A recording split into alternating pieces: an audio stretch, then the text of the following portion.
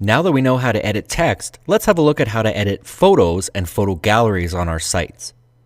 On our studio page, if I scroll down a little bit, you can see we have these images within our layout. When I mouse over an image, you can see that the icon changes to a clickable element, and if I click on that, we're presented with a small option window that allows us to change settings and the image itself. The first option in this box is to replace or edit the image. If we click Replace, it brings up another menu for us to select or upload a unique image. You may see images we've used throughout the site already listed in here. We can also click the Upload button if we want to upload something new from our computer, or we can click this Full View button, which is going to give us a wider layout if we plan on browsing and modifying images as needed. I'm going to select a different image for that space, maybe this building. So let's just click Select and then Done. And you can see it's been replaced within our layout. If we needed to make a small edit to that image, we can click the Edit button. It brings up this photo editor, and we can do things like crop the image, resize it, flip it, or add overlays. I'm going to leave the image as is and click Save. And let's look at the remaining options within this menu. Below that we have Link Image. If we click on this option, it allows us to apply a link to the image, essentially making it a button to be clicked to another page. So we can select an existing page, or we can link it to an outside page, an email address, or a file for a download.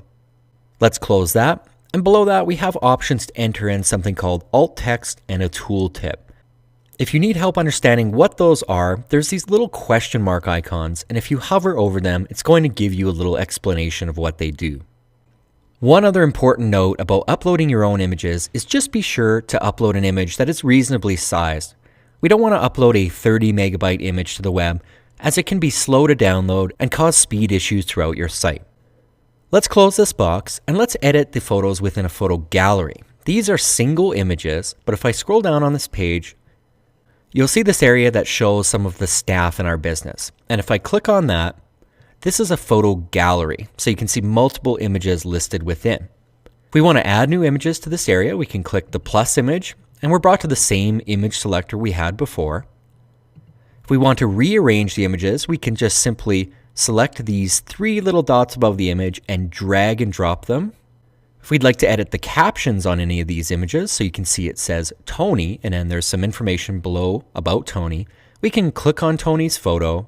It brings up the image settings for that, and if I scroll down in the image settings box, here's all of the information listed on that. So if we make a change in here, let's change his last name to Tony Smith.